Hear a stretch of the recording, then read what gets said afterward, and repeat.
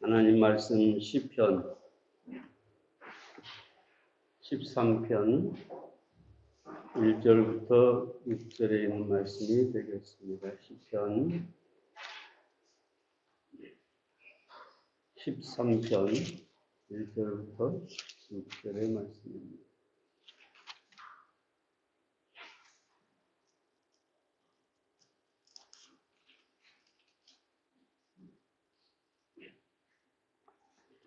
시편 13편 1절부터 6절입니다. 여호와여, 어느 때까지니까 나를 영영히 잊으시나이까? 주의 얼굴을 나에게서 언제까지 숨기시겠나이까? 내가 나의 영혼에 경영하고 종일토록 마음에 근심하기를 어느 때까지 하오며 내 원수가 나를 쳐서 자긍하기를 어느 때까지 하리이까? 여호와여 내 하나님이여, 여호와 내 하나님이여, 나를 생각하사 응답하시고 나의 눈을 밝히소서. 두렵건대 내가 사망의 잠을 잘까 하오며 두렵건대 나의 원수가 이르기를 내가 저를 이기었다 할까 하오며 내가 요동될 때에 나의 대적들이 기뻐할까 하나이다. 나는 오직 주의 인자하심을 의지하였사오니 내 마음은 주의 구원을 기뻐하리이다. 내가 여호와를 찬송하리니 이는 나를 후대하심이로다.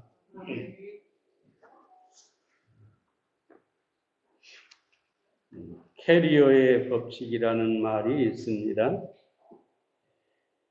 윌리스 H. 캐리어라는 사람이 고난을 이기고 성공에 이르는 길을 가르치는 데서 온 말입니다. 이 캐리어의 법칙은 첫째로 무엇을 위해 내가 걱정하는가? 내가 무엇을 위해 사는가? 목적의식이 분명해야 한다는 것입니다. 둘째는 피할 수 없는 것이라면 하나님의 뜻으로 알고 수용하라고 합니다. 현실을 인정하고 받아들이라는 것이죠. 그 속에 있는 하나님의 뜻을 찾으라는 말입니다. 셋째는 깊이 철저하게 생각하고 침착하게 현실에서 열린 문을 찾아야 한다고 합니다. 하나님은 하나의 문은 반드시 열어두시기 때문이라고 합니다. 오늘 시편 13편은 다윗이 절망에서 찬양으로 승리하는 모습을 보여주고 있습니다. 1절부터 3절은 절망을 말하고 있습니다. 2절부터 4절까지는 하나님 앞에 부르짖고 있습니다. 기도하고 있죠. 5절부터 6절은 바로 하나님을 찬양하고 있습니다. 절망 가운데서 탄식하다가 하나님 앞에 나가 기도하고 다시 하나님을 찬양하는 모습을 볼 수가 있습니다.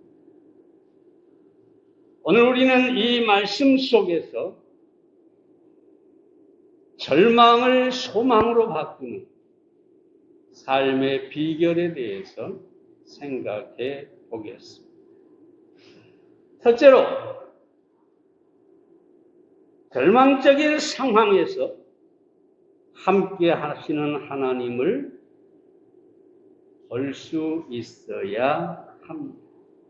1절, 2절 말씀을 다시 읽습니다. 여호와여, 어느 때까지입니까? 나를 영영히 잊으셨나이까? 주의 얼굴을 나에게서 언제까지 숨기시겠나이까? 내가 나의 영혼에 경영하고 종일토록 마음에 근심하기를 어느 때까지 하오며 내 원수가 나를 쳐 자긍하기를 어느 때까지 하리이까? 오늘 본문을 보면 1절과 2절에서 이 다윗은 4번이나 어찌하여 탄식을, 절망적인 탄식을 반복하고 있습니다. 하나님은 언제까지 이러실 것입니까? 나를 영원히 잊으셨습니까? 계속해서 다윗은 탄식하고 있는 것을 우리가 보게 됩니다. 이제는 제 얼굴을 보기 싫어 하나님의 얼굴을 숨기셨습니까? 내 원수들이 나를 조롱하고 기세등등하는 꼴을 하나님께서 언제까지 보시겠습니까? 우리는 다윗의 이런 탄식을 볼 때 그가 오랫동안 고난 가운데 있다는 사실을 알 수가 있습니다. 본문이 밝히고 있지 않기 때문에 우리는 이것이 다윗의 병인지 아니면 환난인지 무엇인지는 알기가 어렵습니다. 그러나 다윗은 죽을 만큼 힘든 시간을, 그것도 짧게가 아니라 상당히 긴 시간 동안 당했다는 사실을 능히 짐작해 볼 수가 있습니다. 마치 한 차례 지나가는 소나기가 아니라 긴 장마와 같은 그런 고난을 당하고 있는 것입니다.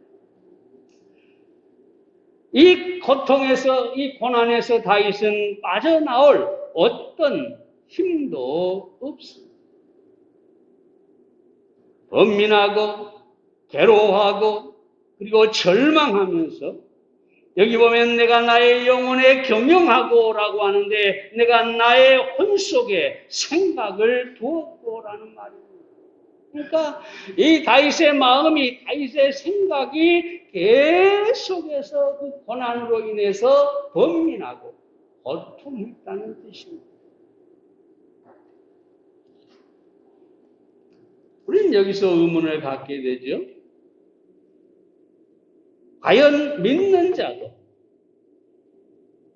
믿음이 성숙한 자도 고난을 당할 수가 있는가? 정녕 어떤 사람은 믿으면 만사 형통이다. 그 노래도 있잖아요. 믿으면 만사 형통. 그런데 다윗은 여러분 놀라운 믿음을 가진 사람이에요. 그가 소년이었을 때 하나님을 믿고 사자와 곰을 찢은 그런 사람. 믿음으로 골리앗을 죽이고 이스라엘을 구원한 사람. 하나님으로부터 기름 부음 받은 그런 사람. 하나님의 마음에 맞는 사람이에요. 얼마나 대단한 믿음의 사람입니까? 그런데 이런 다윗에게 고난이 있었다면, 믿는 자에게도 고난이 있는가라고 묻는다면 확실히 있다. 확실히 있다. 그렇게 말씀드릴 수가 있겠습니다. 그럼 과연 하나님께서 다윗의 고백대로 하나님께서 잊었을까요? 우리가 고난당할 때 정말 주의해야 할 게 있는데 그것이 뭐냐 하면 불신앙에 빠지는 것입니다.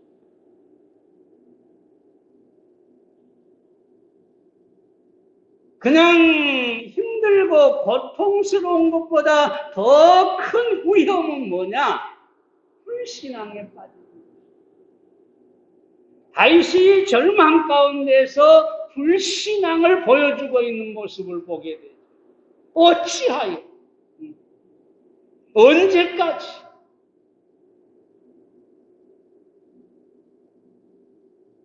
하나님이 어찌하여 내게 얼굴을 숨기고 나를 기억하지 않느냐?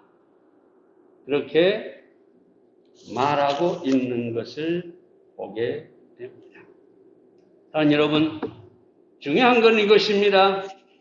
우리가 어떤 고난의 순간에도 하나님은 결코 우리를 잊지 않으신다는 것입니다. 하나님은 언제든지 우리와 함께 계시고 우리를 도우시는 분입니다.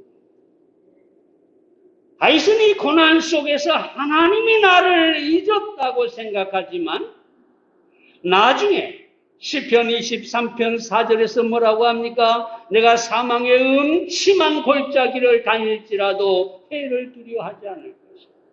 주께서 나와 함께 하십니다.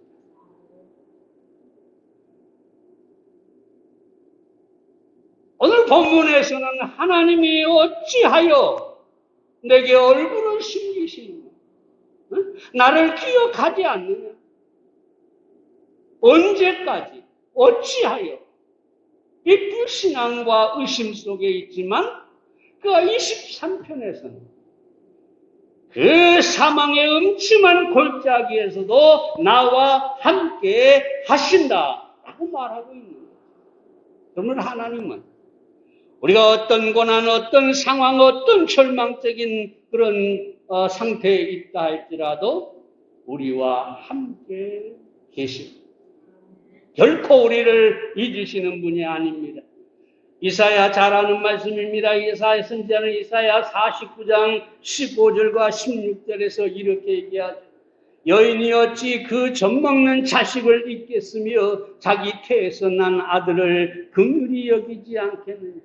그들은 혹시 잊을지라도 나는 너를 잊지 아니할 것이다. 내가 너를 내 손바닥에 새겼고 너의 성벽이 항상 내 앞에 있나. 부모가 자식을 잊을지라도 나는 너를 잊지 않는다. 너를 내 손바닥에 새겼다. 여러분, 그러므로 우리는 다윗처럼 어떤 고난과 절망이 우리를 찾아온다 할지라도 나를 기억하시고 나를 아시고 나를 잊지 아니하시는 하나님을 믿어야 합니다. 그것이 바로 고난을 소망으로 바꾸고 승리하는 삶의 비결입니다. 그럼 하나님께서 왜 다윗과 함께 하면서도 다윗의 고난 중에 침묵하셨을까요? 왜 어떤 대답도 주지 않았을까요?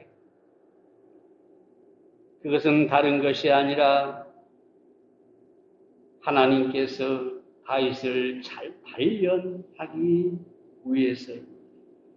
욥기 23장 10절에 보면 그가 나를 단련하신 후에는 내가 정금같이 나오리라 이렇게 말하고 있습니다. 고난을 허락하시는 하나님의 목적은 우리를 단련하고 성숙하게 하고 더 큰 축복을 받을 수 있는 그릇을 만들기 위해서입니다.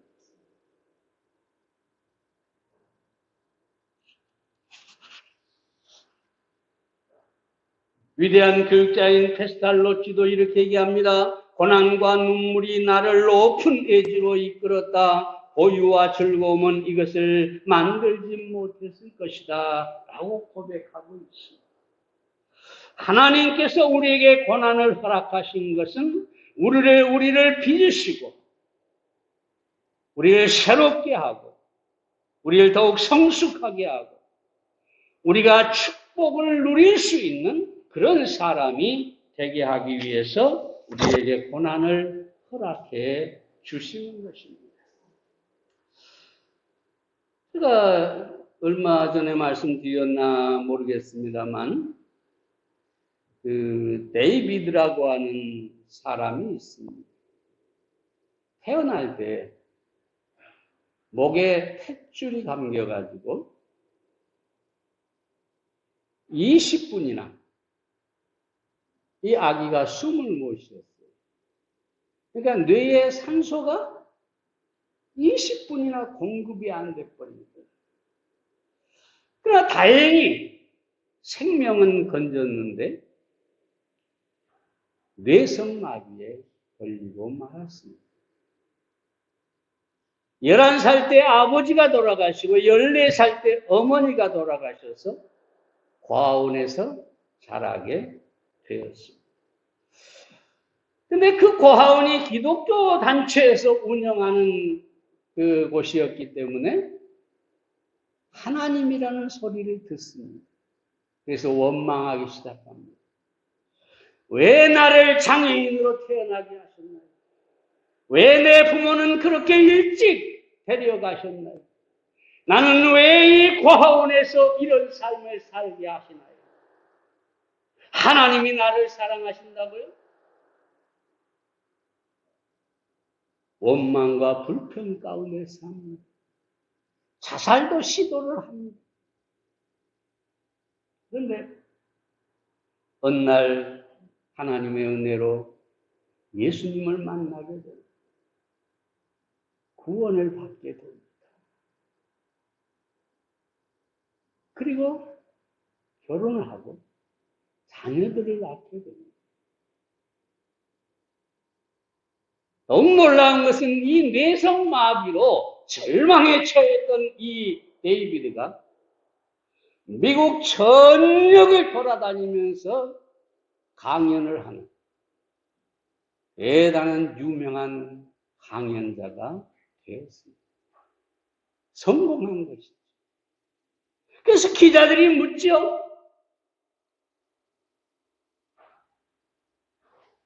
데이비드 링이라고 하는 이 사람에게 묻습니다. 당신의 인생을 바꾼 그것이 무엇입니까? 이렇게 대답합니다. 하나님께 왜냐고 묻지 마시고 다만 뜻이 무엇인지 물으십시오. 왜 이런 고난을 주십니까? 왜 이런 장애를 주십니까? 왜 이런 절망을 주십니까? 왜라고 하면 원망하게 되죠. 그러나 하나님 당신께서 나와 함께 계신 것을 믿습니다. 나를 사랑하시는 것을 믿습니다. 그렇다면 이 고난이 어떤 뜻이 있는 것입니까? 무엇을 위하여 나에게 이 고난을 허락하신 것입니까? 하나님의 뜻을 묻게 되면 하나님의 뜻을 발견하게 됩니다. 여러분 결코 불신앙에 빠져서 원망하고 불평하지 않게 될 것입니다. 단 여러분이 어떤 고난을 당하든지 분명하게 아시기 바랍니다. 하나님은 우리를 잊지 않으십니다. 우리와 함께 하십니다. 다만 고난은 하나님의 뜻이 있기 때문이고 그 고난조차도 우리를 위한 것이기 때문에 하나님이 반드시 합력하여 선을 이루신다는 사실을 믿으시기 바랍니다. 이것이 바로 절망에서 소망, 승리하는 삶의 비결이 되는 것입니다. 두 번째로 절망의 골짜기에서 우리는 기도해야 합니다. 3절과 4절 말씀을 보겠습니다. 여호와 내 하나님이여 나를 생각하사 응답하시고 나의 눈을 밝히소서. 두렵건대 내가 사망의 잠을 잘까 하오며 두렵건대 나의 원수가 이르기를 내가 저를 이겼다 하오며 내가 요동될 때 나의 대적이 기뻐할까 하나이다. 다윗은 절망 가운데서 탄식하다가 결국은 하나님 앞에 나아가 기도하는 것을 보게 됩니다. 여러분, 고난이 주는 축복 중에 가장 놀라운 축복이 무엇이냐? 저는 기도하게 되는 것이라고 생각합니다. 고난은 우리로 하나님을 찾게 하고 하나님 앞에 나가 무릎을 꿇게 하고 하나님의 도우심을 구하게 하는 것이죠.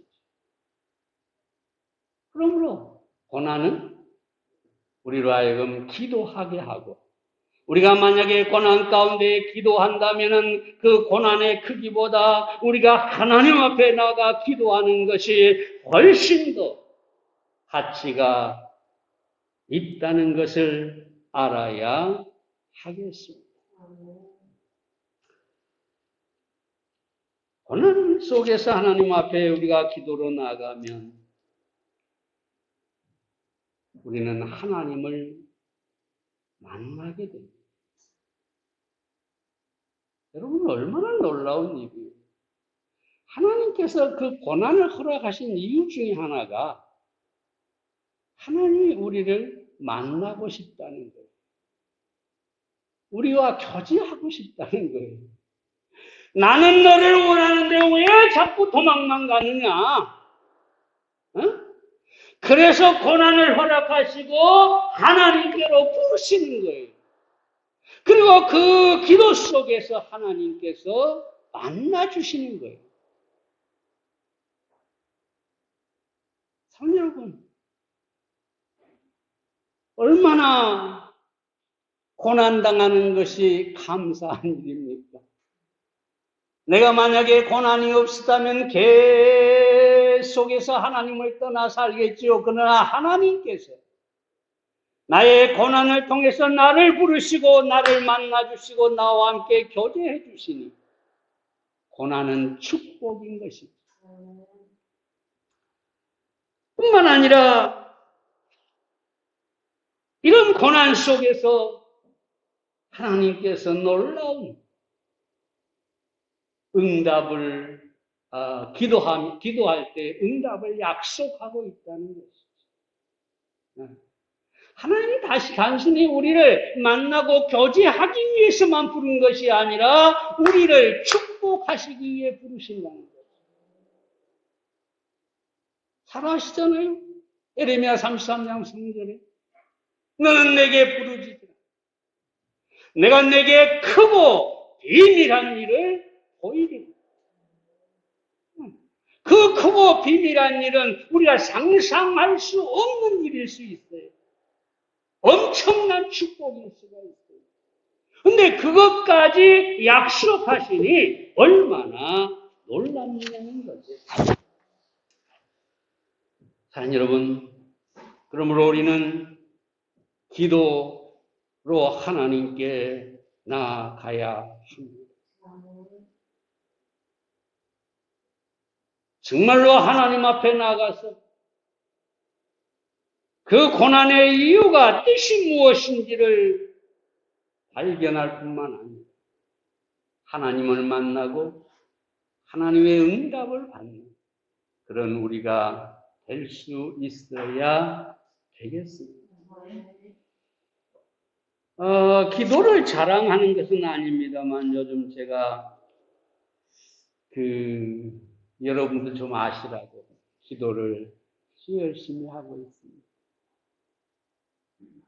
어떻게 기도한 줄 아세요? 하루는 이쪽에서부터 시작해서 한 사람 이름을 부르고 그리고 어떤 몸이 안 좋으면 안 좋은 거, 피곤하면 피곤한 거, 고혈압이 있으면 고혈압이 있는 거, 이것도, 장가를 안 갔으면 장가를 가라고. 하여튼 한 사람 한 사람 형편에 따라서 이렇게 갔다가 저렇게 갔다 이렇게 갔다 다시 이렇게 돌아갑니다. 거기서 끝나는 게 아니고 우리 교회를 떠나서 우리 교회를 여전히 관심을 가지고 사랑하는 사람들, 또 우리 교회 출신 목사님, 그걸 또 출발해서 거기서 그치느냐? 아니죠. 저 두바이로 갑니다. 중국으로 갑니다. 독일로 갑니다. 미국까지 갑니다. 계속 그렇게 기도하다 보니까 이제 이쪽에서 시작하니까 이쪽 사람들이 또 섭섭하겠네. 그래서 다음 날은 또 이쪽에서부터 기도하고 이렇게 갑니다. 또 그 다음 날은 가운데서 시작해가지고 왔다 갔다 합니다. 또 그 다음에는 또 저 미국에서부터 시작해가지고 쫙 세계를 돌다가 우리 교회로 옵니다.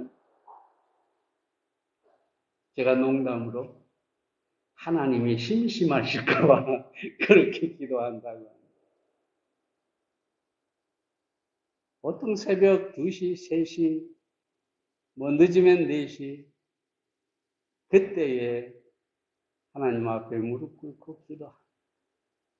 사업하는 사람은 사업을 위해서. 더구나 요즘 코로나 때문에 얼마나 어렵습니까? 코로나가 우리 성도들의 가정이나 사업에 침입할 수 없고 기도하고 있습니다.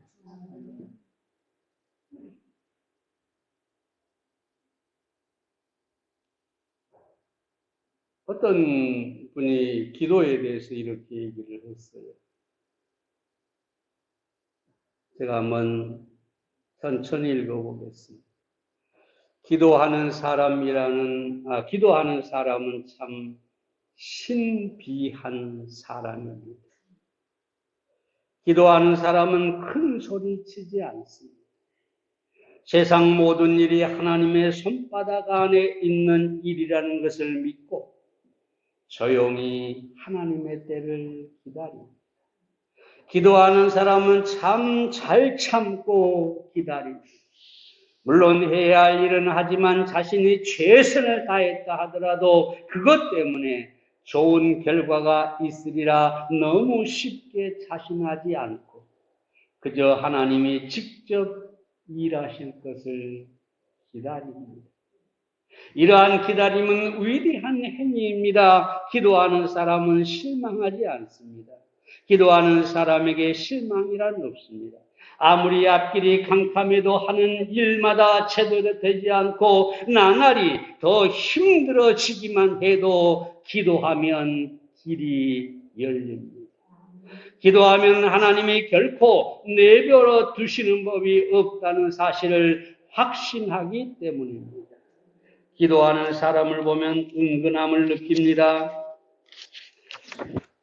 말을 많이 하지 않지만 많은 것을 생각나게 하고 생각하게 합니다. 그 자신도 어려움 가운데 있지만 그를 만나면 괜히 힘이 납니다. 희망이 솟구칩니다. 감사하고 싶은 마음이 생깁니다. 참 멋지시지 않습니까? 오늘 여러분 혹시 고난 중에 있습니까? 정말 죽을 만큼 고통스럽습니다. 하나님 앞에 나아가 기도하십시오. 설사 여러분에게 어떤 고난이 없다 할지라도 지금은 형통하다 할지라도 계속해서 하나님 앞에 감사하며 기도하시기를 바랍니다. 기도는 왜냐하면 사라지는 것이 아닙니다. 하나님의 마음에 여전히 남아있고 계속해서 그 기도가 쌓여가게 되는 것입니다. 그래서 행여라도 여러분의 미래에 어떤 고난이 올 때 그 기도들이 응답되고 여러분을 건져줄 수가 있는 것입니다. 그래서 여러분 계속해서 여러분이 고난 가운데 있을 때나 형통할 때나 하나님 앞에 나아가 기도하는 여러분들이 되시기를 바랍니다. 방장수 야곱의 작가 노아 벤샤라는 사람은 기도는 길 없는 곳에 있는 길이다라고 했습니다. 기도가 길입니다. 기도가 열쇠입니다.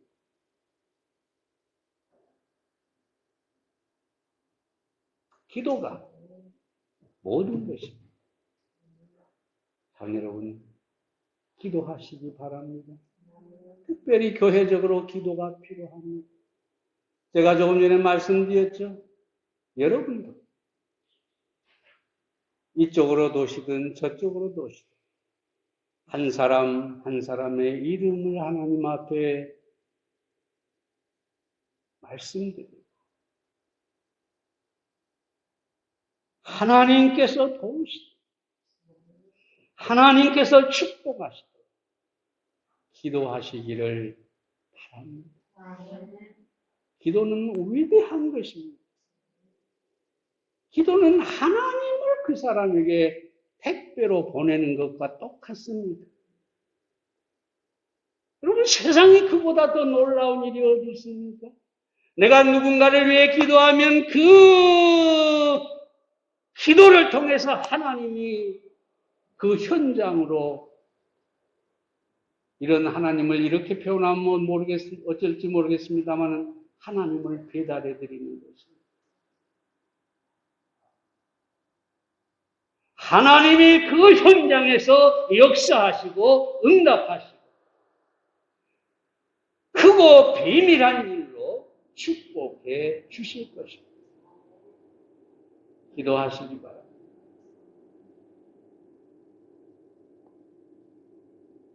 기도가 절망을 소망으로 바꾸고 승리하게 하는 두 번째 비결이 되겠습니다. 세 번째로 고난의 중심에 서서 하나님을 찬양해야 합니다. 5절과 6절을 보겠습니다. 나는 오직 주의 인자하심을 의뢰하였사오니 내 마음은 주의 구원을 기뻐하리이다. 내가 여호와를 찬송하리니 이는 나를 후대하심이니이다. 다시 기도하자 놀라운 심령의 변화가 일어납니다. 그리고 찬양하게 됩니다. 왜 그럴까요? 우리가 기도하면 믿음을 회복하기 때문에. 여기 보면 이렇게 얘기하죠. 나는 오직 주의 인자하심을 의뢰하였사오니. 여기서 의뢰하였다라는 말은 시제상 현재 완료인데 과거로부터 지금까지 의지했다. 그런 말이에요. 여러분, 기도는 과거를 회상하게 하고 과거에 베푸신 하나님의 은혜를 깨닫게 합니다. 그래서 믿음이 회복되는 것입니다.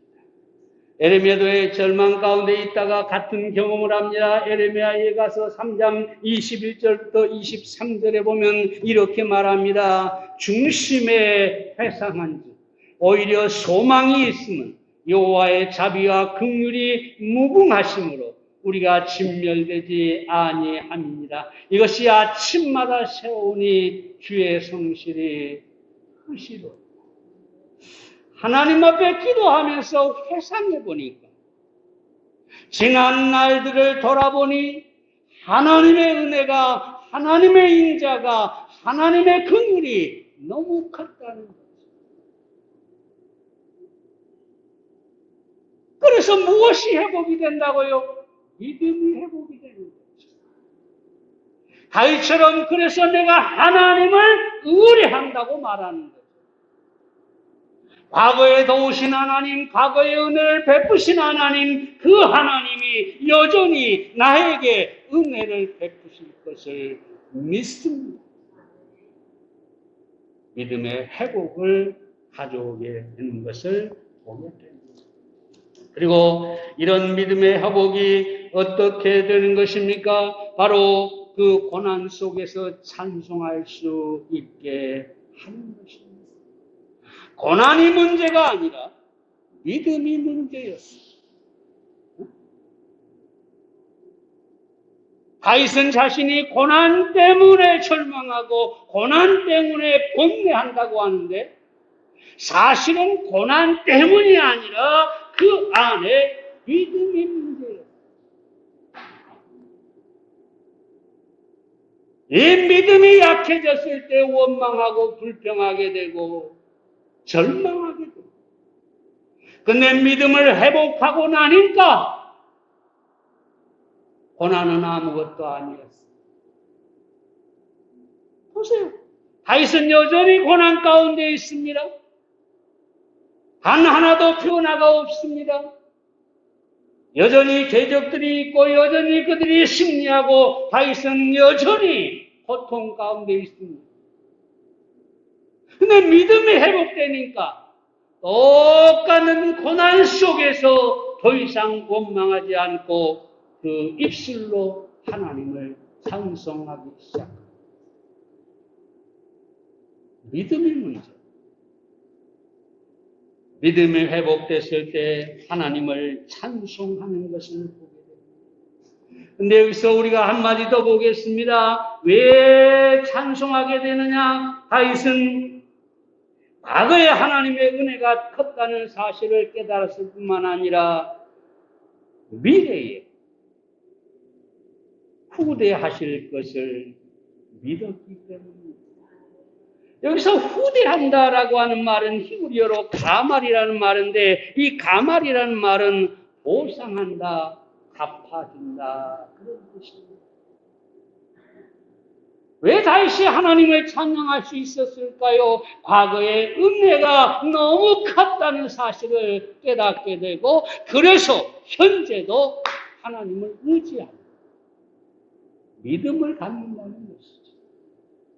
또 하나 찬양의 이유는 하나님께서 내가 지금은 이런 고난을 당하지만 반드시 내가 당한 고통 그 이상으로 나에게 후대 보상해 주실 것이다.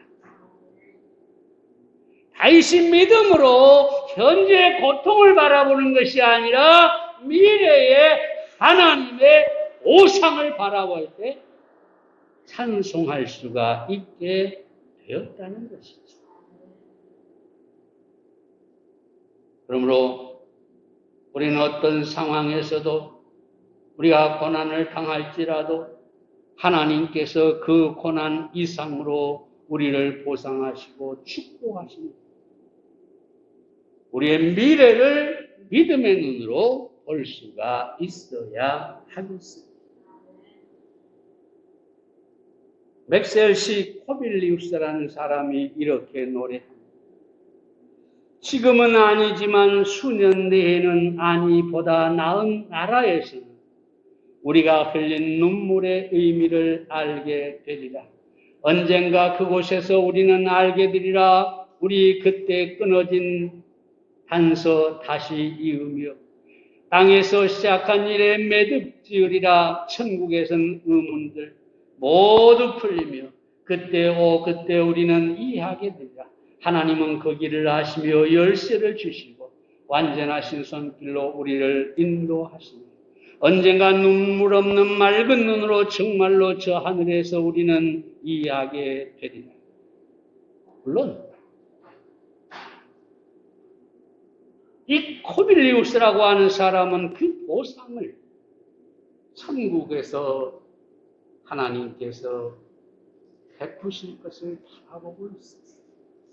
그러나 여러분 아시기 바랍니다. 하나님은 천국에서 우리의 보상할 뿐만 아니라 이 땅에서도 하나님은 우리가 당한 고난을 보상해 주시는 분이십니다. 우리를 축복하심으로 위로하시는 분입니다. 그러므로 우리는 하나님의 보상을 믿음으로 찬송할 수 있어야 합니다. 찬송은 믿음의 최고봉이고 찬양은 승리의 깃발과 같은 것입니다. 찬양은 마귀의 손발을 꽁꽁 묶어버리는 사슬과 같은 것입니다. 찬양은 하나님의 손을 높게 펴게 만들어 주는 것입니다. 찬양은 하늘문을 여는 열쇠입니다. 그러므로 우리는 미래를 믿음으로 바라보면서 하나님께서 보상하실 것을 바라보면서 찬송해야 되겠습니다. 그것이 바로 절망을 소망으로 바꾸고 우리로 하여금 승리의 삶을 살게 하는 것입니다. 다시 정리해 드리겠습니다. 어떻게 우리가 고난에서 절망에서 소망으로 바꾸는 승리의 삶을 살 수 있을까요? 첫째는 고난 중에 하나님이 우리와 함께 하시고 우리를 결코 잊지 않고 계심을 믿는 것입니다. 두 번째로 기도로 하나님 앞에 나아가 하나님을 경험하고 하나님의 크고 비밀한 응답을 받는 것입니다. 세 번째로 하나님을 회복된 믿음, 미래의 하나님의 보상을 바라보면서 찬양하는 것입니다. 그럼 우리는 절망이 소망으로 바뀌고 실패가 승리로, 패배가 승리로 바뀌는 것을 경험하게 될 것입니다. 여러분의 삶이 다윗과 같은 삶이 되시기를 바랍니다. 기도하겠습니다. 살아계신 아버지 하나님, 오늘 이 아침에 다윗의 시편을 통해서 절망을 소망으로 바꾸는 승리의 비결에 대해 살펴보았습니다. 우리가 가장 잘 알고 있는 원리일 뿐입니다. 그러나 우리가 아는 것이 중요한 것이 아니라 그대로 믿고 믿음대로 행하는 것이 중요합니다. 하나님 아버지, 어떤 고난 중에 있든지 우리가 하나님께서 우리와 함께 하심을 의심치 않게 하시고, 그 고난 속에서 하나님 앞에 나가 기도함으로 하나님을 체험하고 하나님의 응답을 받는 우리가 되게 해 주시옵소서. 무엇보다 하나님 아버지, 우리가 하나님을 만나고 하나님을 찬양할 수 있게 하시고 하나님께서 과거뿐 아니라 우리의 미래에도 여전히 우리에게 은혜를 베푸시고 우리에게 보상해 주실 것이라는 확실한 믿음 가운데서 고난 중에 찬양하는 우리가 되게 해 주시옵소서. 주님 손에 우리 모두를 맡겨드리고 예수님의 이름으로 기도해 싸움나이다.